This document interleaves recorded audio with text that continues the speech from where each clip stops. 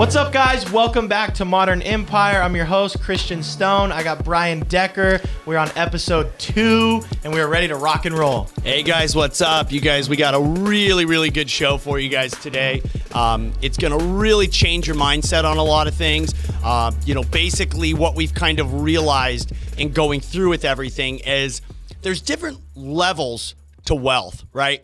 And depending on where you're at in your life, you're at a different level. So I've always said level 1 is where you flip on that mindset that you no longer want to be mediocre. You no longer want to live just paycheck to paycheck.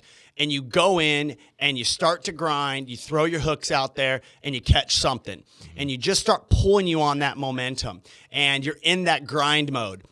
Then depending on how long, it kind of takes you, once you get to the point where you've now made it to a level and you've been able to make wealth for long enough where you really don't have to check your bank account anymore. You can pretty much buy with everything that you want within means, and you're in that more maintenance mode as well as using your money to make more money. And then after that level, you basically move into the period on which you can kind of retire and you move into preservation. Your risk threshold kind of drops and you're just in that preservation mode to kind of create wealth, for your family, for your generations to come. And then the last is where I call basically generational wealth. You've basically made it to a point where you have changed not only the lives of your family, but your generation. I mean, we're talking Bill Gates, we're talking Warren Buffett, we're talking, Michael Dell, we're talking, Zuckerberg, people that you could be 5 individuals down the line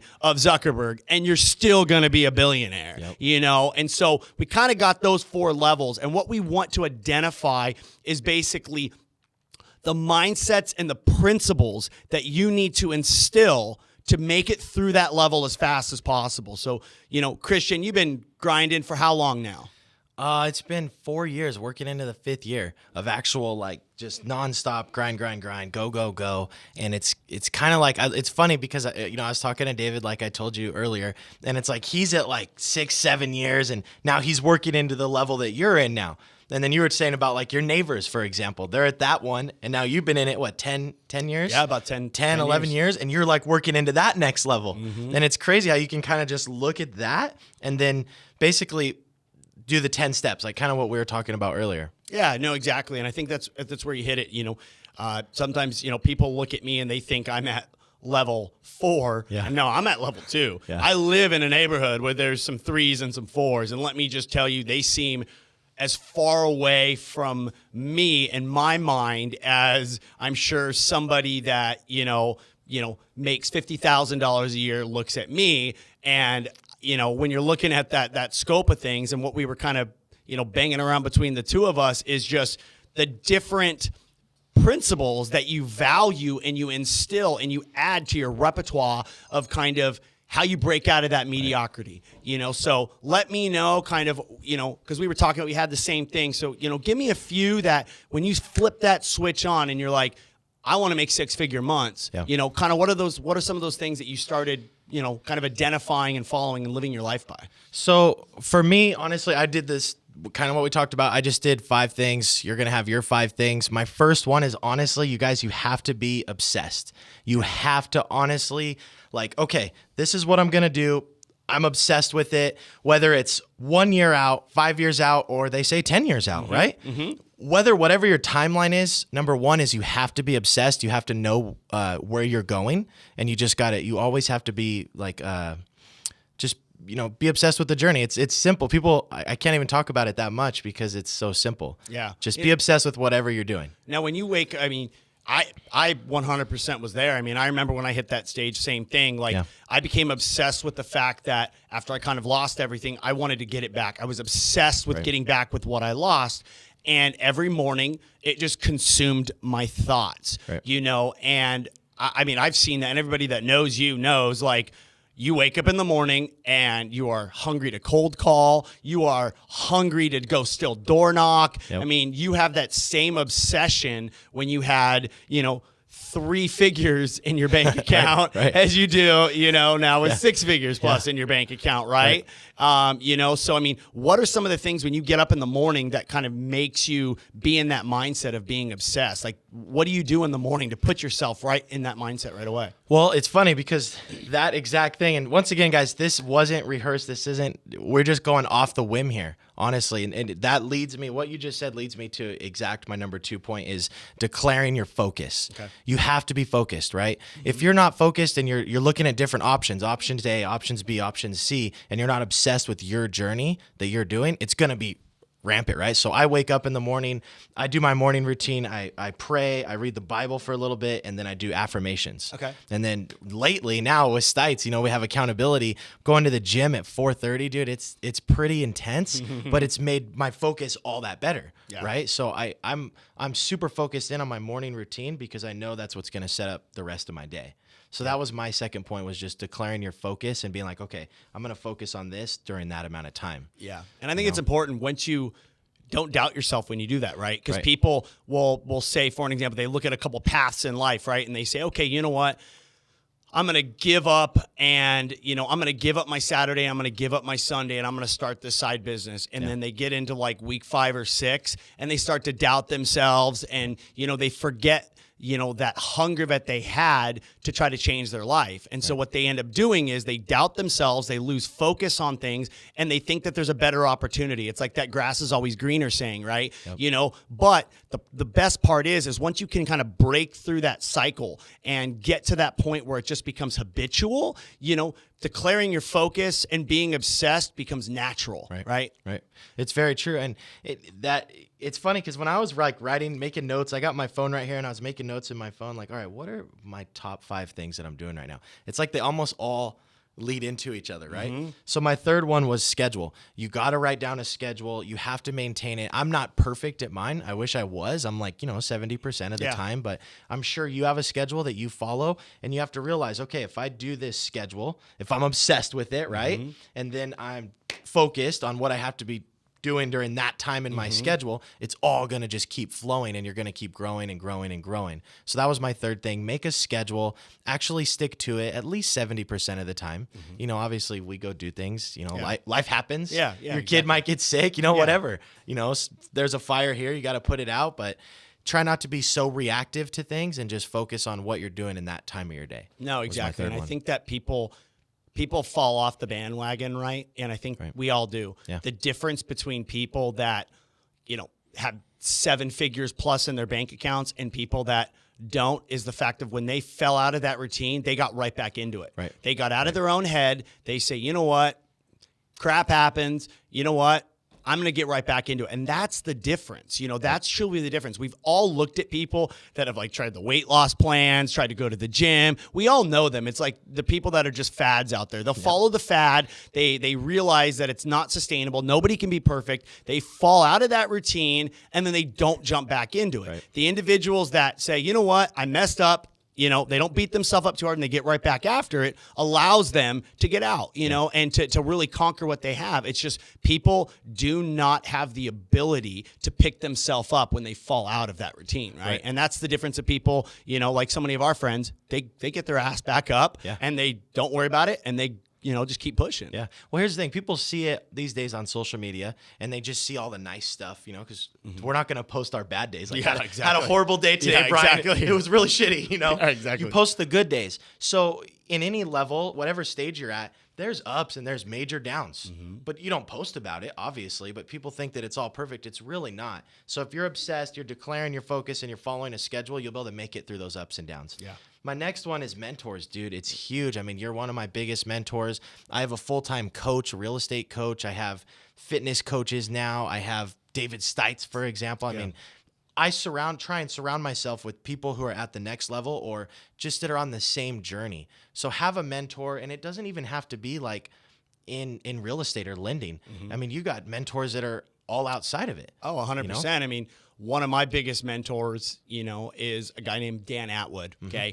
And I think what the key thing about having a mentor is pick somebody that you don't want just their bank account, right? You want and you respect their life, right? So I looked at Dan Atwood, who happened to just move into my neighborhood, and I think it's really important when you find a mentor, they started where you started from, right? Because, you know, if they started on, you know, leg 3 of the journey, you know, because they had some family money, you're not going to learn how to get to leg 3. You know what I mean? So I think you need to pick somebody that started with you from the bottom, day one, right?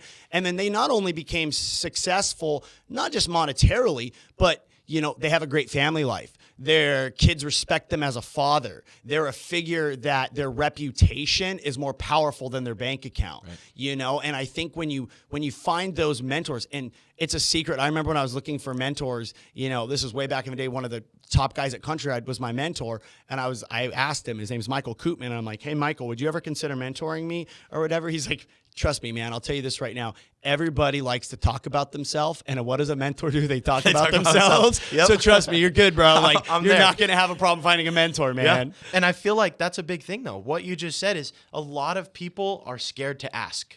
Yeah. Or, you know, obviously I pay for a real estate coach. You can do that as well, but I don't pay to hang out with you. No. You know, I kind of just started, you know, we started chatting and just became friends, and it kind of moves on from there. But you can reach out to anybody these days on social media, and most people will write back. Yeah. You know, it may not be an everyday mentoring thing, but if you could get a little nugget, like, dude, when we went to the river, I got this little piece. You were like, hey, what took my business to the next level was hiring more people.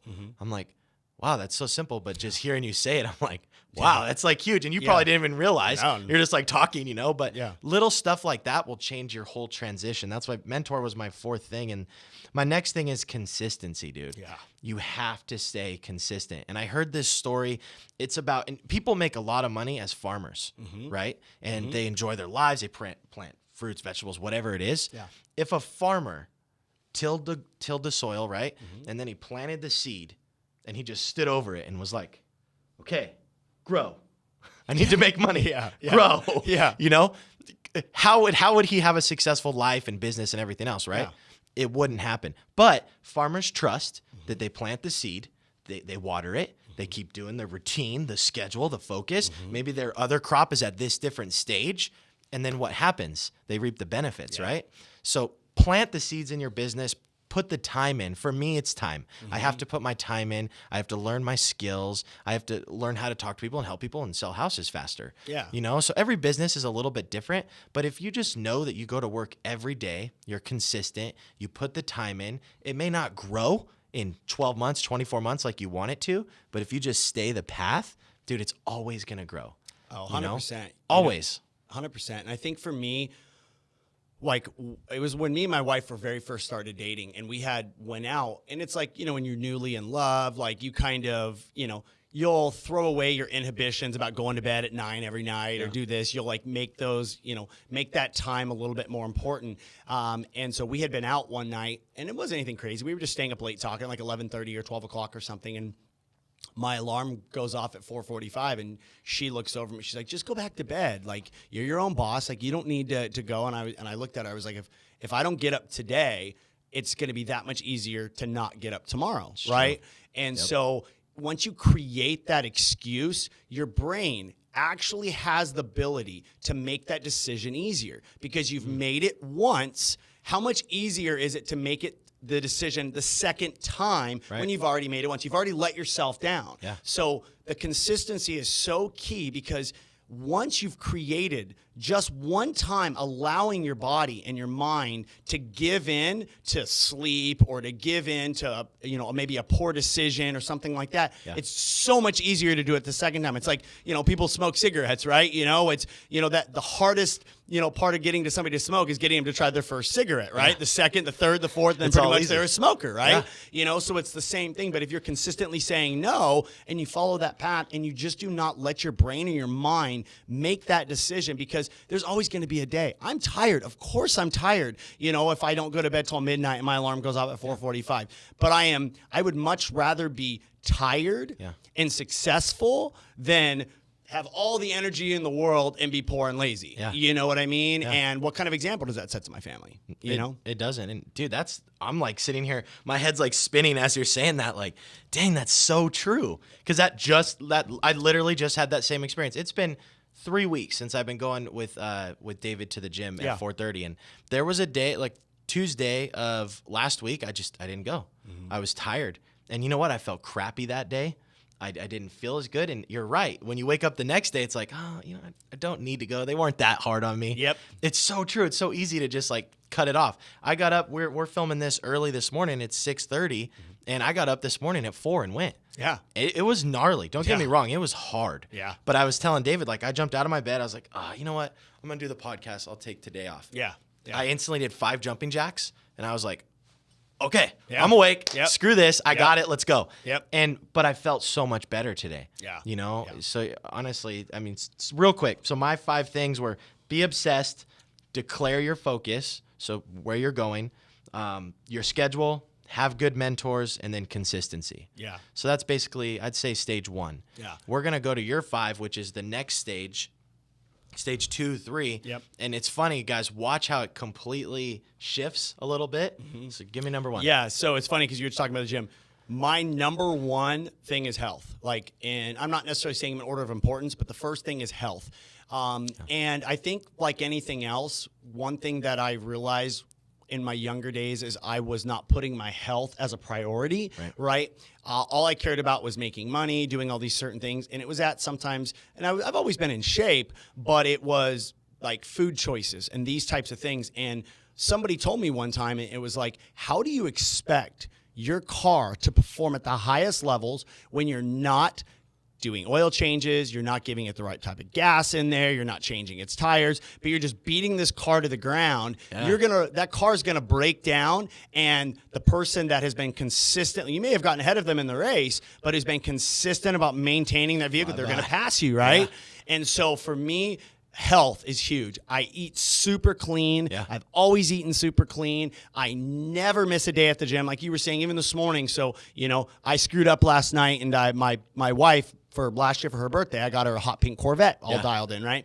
So one of our kids lost the key. And so I finally got a key. So, or a couple days ago was her birthday. So today she's been super looking forward to go down to Fashion Island down in San Diego, or, Fashion Valley, in San Diego, go buy herself some nice clothes for her birthday dinner this weekend. And so I got the key. I sent a driver down to pick up the key, and she said, babe, do not forget this key, please. What do? I leave work in a hurry, and I freaking forget the key. No. So I get up extra early this morning, and I'm like, all right, I got to drive all the way to my office. It was like 20 minutes away from my house, turn around, drive all the way back to the house and get it, and I'm like, all right, you know what? I'm just going to skip the gym. And I was like, nope, I'm going to go on my stair stepper, first thing this morning from 4:15 to 4:30, crush the stair stepper, then go out, get my wife the key, come back so I'm not in the doghouse all weekend, and I eat super, super clean. Yeah. Don't get me wrong. I still enjoy life. I'll still try things, and I'll still eat a little while, but health is absolutely, without it, it doesn't matter how much money you make, because if you're dead, or you can't enjoy it, so you make all this money and then you're at a point in your life later down the road where you want to enjoy it and you can't do it because you've treated your body like crap for all these years. So that for me was a big switch when I went from stage 1 to stage 2. Okay.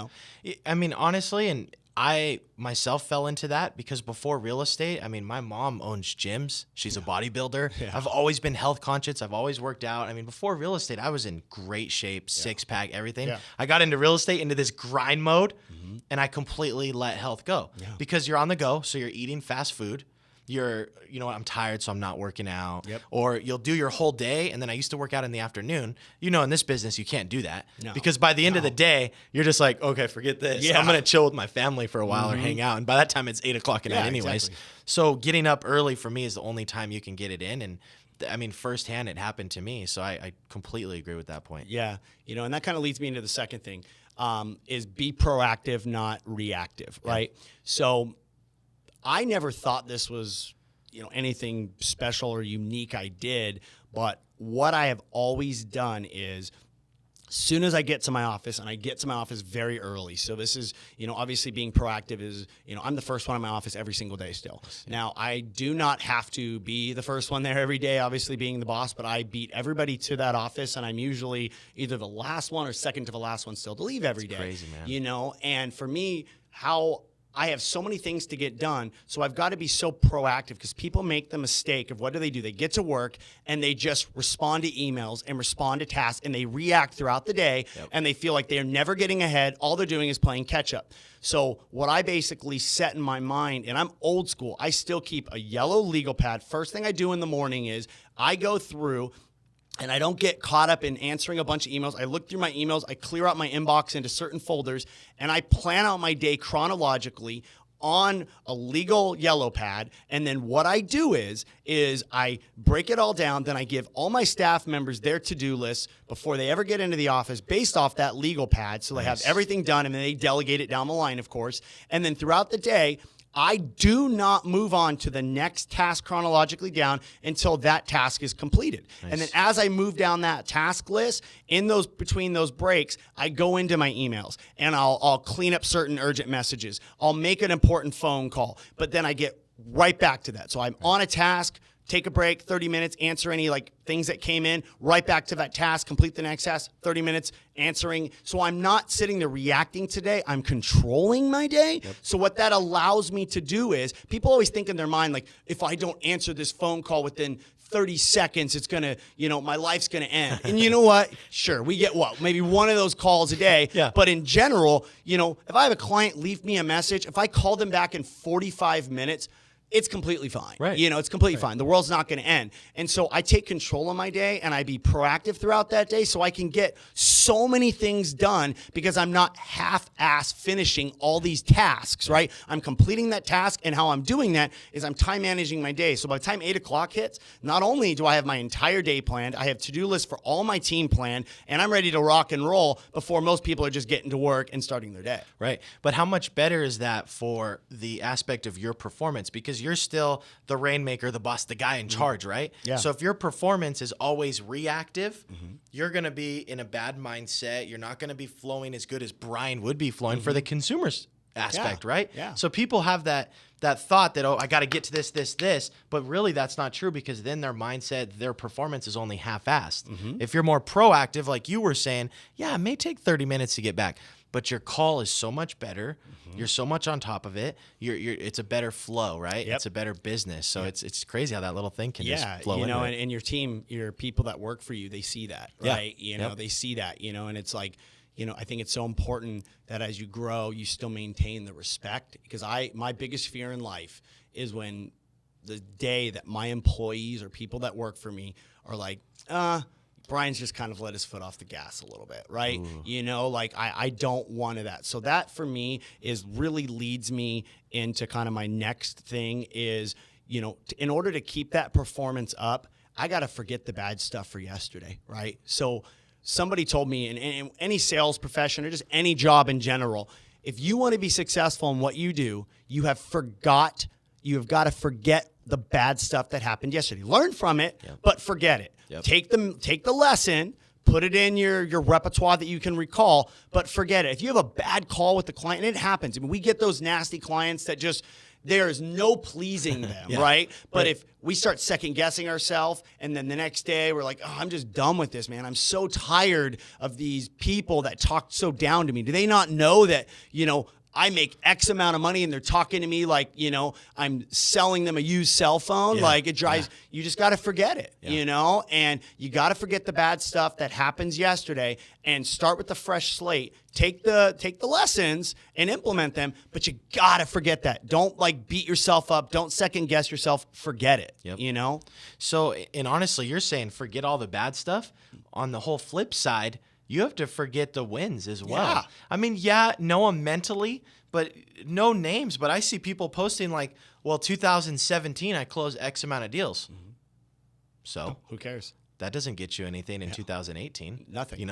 If you're focused on, I did this in the past, great. Yep. Let's look at what you're going to do in the future. Yep. And let's see what you're doing now to do the future, because we can't go back and, close more deals. I wish I go back in the future. If you let me know, I'll be a bajillionaire if you can figure that one out. But you have to also forget about the wins. Yeah, 100%. Hang them on your wall. Do what you got to do to remember them, to remember the memory.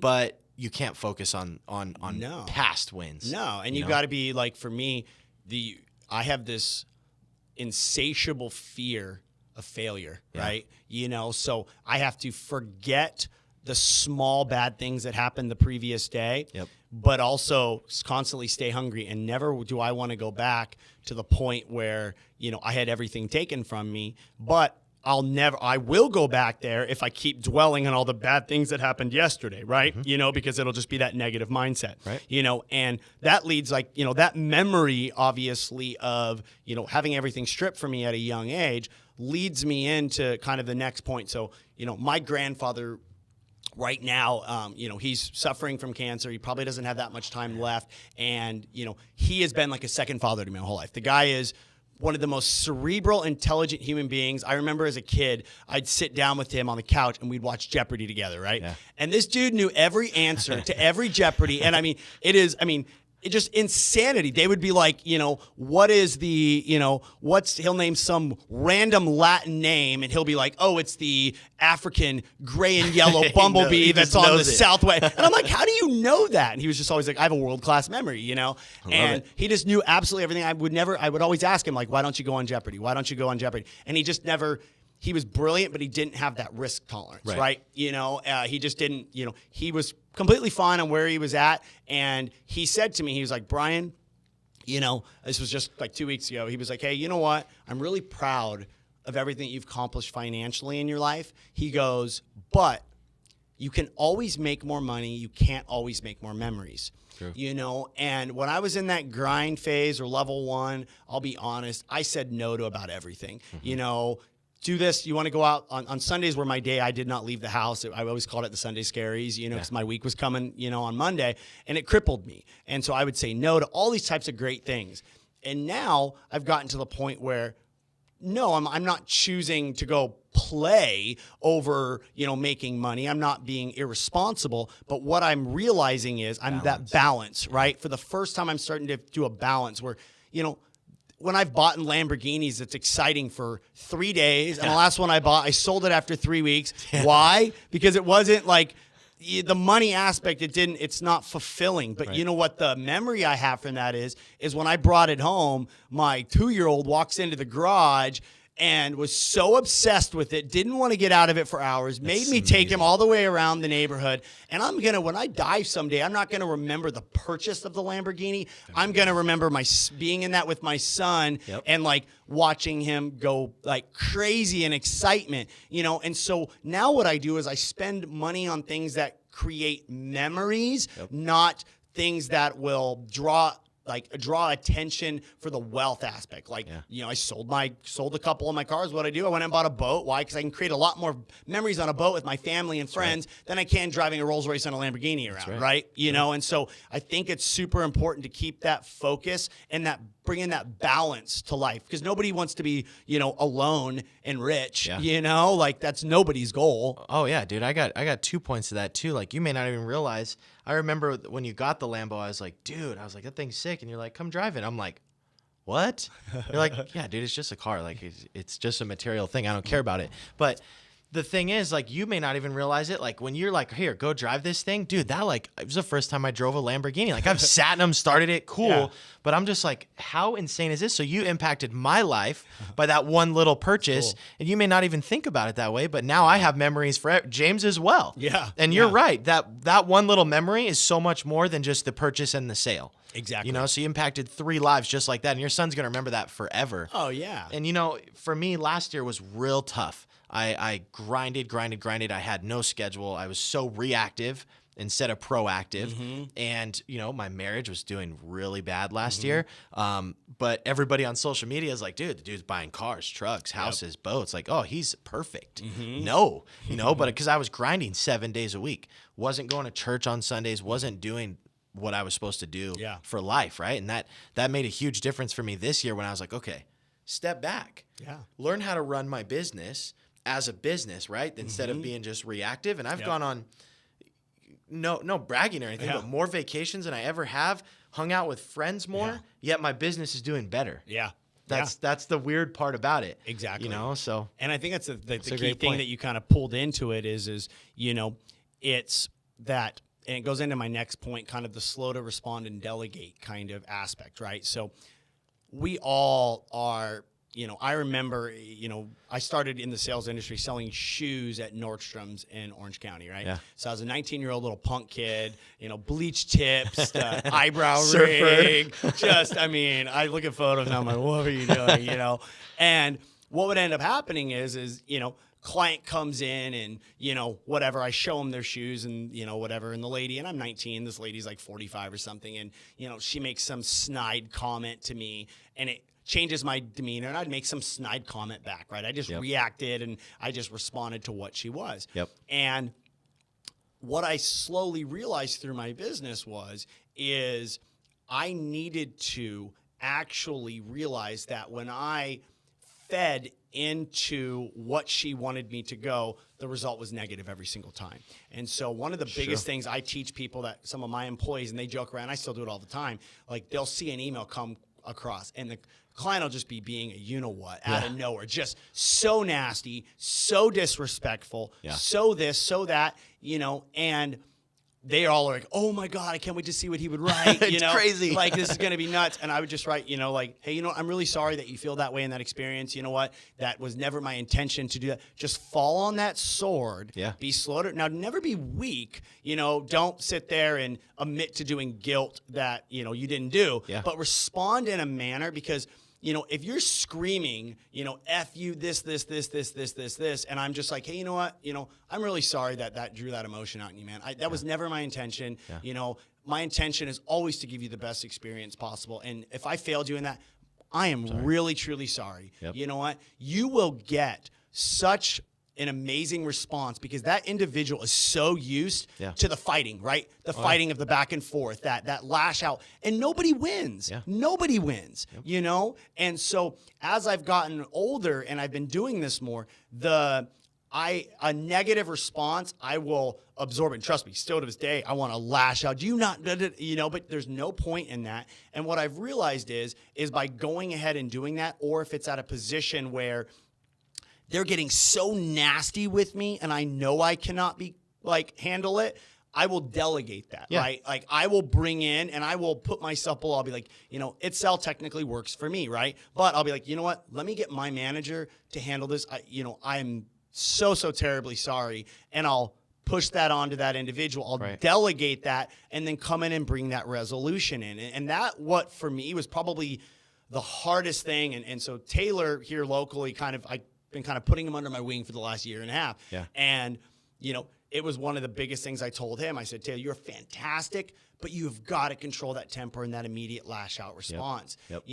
And so here he is a year and a half later, and I listened to him on the phone where he would have just been like, well, I don't care. Take your business somewhere else. Yeah. Blah, blah. And I was like, would you rather be right and poor or be humble and rich? Yeah. So true. Everybody would rather do that, And so I think once I started to embody and kind of release the arrogance in my life and just realized it's why so many people you'll see when we walk around and we know this dude's really wealthy and he's in random clothes, right? He doesn't need to be right all the time. He doesn't need to be put on this pedestal. He's got this just confidence about him that he doesn't need that anymore. I think it's a part of the stage too. Like I had this thing when I was year 1, year 2, I was grinding, working so hard that I blew up. So I was selling a lot of houses and I didn't know, I was 25. Yeah. Like agents wouldn't be doing what we want them to do, right? Mm-hmm. There's those times. And I'm that guy that's like email, like, what the F are you doing? Are you crazy? You can't do this with your client. Where would that get me? Nowhere. They would write a gnarly email back. I'd write a gnarly email back. We're getting absolutely nowhere. And then obviously word goes around, Christian Stone is an asshole if you don't do everything perfect. Yeah. So I actually learned that the hard way. Yeah. I had this reputation for a while that if you didn't do my escrows perfect, I was an asshole. Yeah. And it's true. I was like, dude, what are you doing? And I might know that they're wrong and I'm right, but what does that prove? Yeah. Because if I prove them that they're wrong, well, great. They still hate me. Yeah. It doesn't matter, even with clients. Yeah. They don't care if they're wrong. Now I proved them they're wrong. Now they hate me more. Exactly. So who won? Did I win? No. Did they win? No. Now we're just screwed. But you're right. I'm like way more mellow, or I'll push it to my transaction coordinator. Like, hey, can you just please take care of this guy? Like, he is blowing up. And Or I'll just be like, hey, you know what? You're right. Let's move on. How can we fix this issue? Because Yes. it's usually just a problem, right? Yeah. Let's work together and fix this issue and move past it. And it's tough. It's really, I still struggle with it today, Yeah. but I'm learning it. I'm trying to move forward and move in a more respectful direction. Yeah, and I you know? think that's everything. And like I said, I mean, I think what I have learned from the individuals that I really respect is we always, we have a tendency to forget things that we have learned ourselves. We have amnesia on certain things if they're not fun to experience. And so one of the things that I really take, I've had the fortunate, ability to kind of spend some time with some, heavy weights, and we're talking, billionaires and above, on those levels. And the one thing that they have always like said to me was, you will never be happy if you do not have balance, right? Sure. There is a level of balance and a level of passing it on. And I think the thing that I really want to end it with is, I didn't put it as one of the things down, but I now get more joy watching other people that I help make money than I ever do getting a big check anymore. That's right? awesome. There is no greater feeling than when I have employees of mine that I've seen that they never thought in a million years they'd make $200,000 to $300,000. And not only did they change their families' lives, now they're changing their parents' lives, and they're passing it down. Going down the line. And you have to make time for people. And I think we're all guilty of it. I remember when I was in the industry and I'd reach out to people and I would, ask, and I just looked up to this individual and I wrote him an email, and I won't say his name on air. And he never even responded to me. And I remember how terrible that felt, And so even now, we're all guilty, but the thing that I consciously try on is kind of passing that on, where if somebody reaches out to me, I have agents and random people all the time. They're like, hey man, do you think you would, I had a loan officer recently in Los Angeles. He's like, hey man, I'm kind of struggling. Would you ever consider me coming in and, just talking? I was like, dude, come down, just watch me. You can just shout at me for the day or whatever. And people are just so enamored, and because I get that way when these guys that I look up to say the same thing to me. So it's just not forgetting that, passing on that torch, and because if you can continue to do that and you can pass that on of, and help those people make wealth, that's the impression I want to leave, right? I don't want people to be known as the dude that drove the Lambo one time. I'd rather be the dude that hey, that dude never forgot where he came from on day one. Right. That's because that's what's important. Yeah. And you're leaving a legacy. Yeah. You're if you may not know, but you're impacting that person. They may go and take one thing you told them and tell their friend. Then now you've impacted that guy, and it just spreads from there. So yeah, you're 100% right.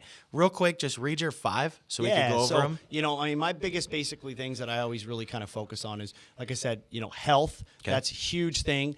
Being proactive, not reactive to everything. You got to forget the minute bad things from yesterday, right? That's kind of gnarly on it, And don't always choose money over memories, man, because you can't take it with you. We obviously need the money to make the memories, but don't forget to do that, And then lastly is, be slow to respond, when it is anger. Don't lash out. Really think about it and concentrate. And if it is over your head and you don't have the ability to control yourself on something, delegate that out. Yeah. You're not weak being able to delegate. The most successful people in the world, have figured out the best way to delegate, right? Because they figured out a way to reproduce the best attributes in them in multiple people, right? And so I can't wait till hopefully someday I make it to the next stage and I, continue to pull these pieces in to really feel like what it takes to get to the next level. But I think if people can really just pick 1 or 2 of these things and just add it to their life, it's going to really kind of just help push them, And I would say, what do you think of all the things that you have? What is the one thing, if you had to pick it out on that list, that you really think was the most important one that kind of changed you? Honestly, for me, is consistency. Okay. Just because I'm the type of person that wants instantaneous results. I had to learn to change that. Buying a truck. Yeah. You bought that truck. I'm like, next day, I'm going to buy it. I'm like, you know what? We got to be smart. Got to save some money. Yep. Got to, and I wasn't like that before. Yeah. I would just go and buy it. My Audi, people think I went and bought it. Yeah. No, dude, I saved for that car for 1.5 years. I had that goal, and it's saving out of every single commission check. Had it on a vision board. I'm looking at it. I'm focused on it. I finally attained it. But I would honestly just say for everybody, my biggest thing is just consistency. Yeah, and I'd agree with you. I think at every level that's mine. Yeah. If I need to consistently continue to do each one of these particular step. It'll always pay off. Yeah. In the long run. You know, I mean, we don't know anybody that is consistently follows a routine and is poor. Yeah. Right? No, I You agree. know, you may not necessarily be monetary rich as the richest person in your circle, but you're definitely not the poorest one. Yep. You know, and I think that is a key thing. And I think if everyone can just take a few of these things and implement them, and remember, when you fall off, get your ass back on, man. That's the difference. That is the difference between the guy that will always be the employee and the guy that'll be the employer. Yep, I agree 100%. We're going to end it with that. And, next, Monday, we're interviewing Michael Camp. Yeah. Freaking rock star in our area. Flips like 80 houses a year, flips motorhomes, trucks, does real estate, and then lives the exact life that he wants to live. Yep. So that one's going to be really exciting. I'm looking forward to it. I'm looking forward to a lot of cool future stuff we got going on, and we'll make it happen. Perfect. Take care, guys. All right, guys.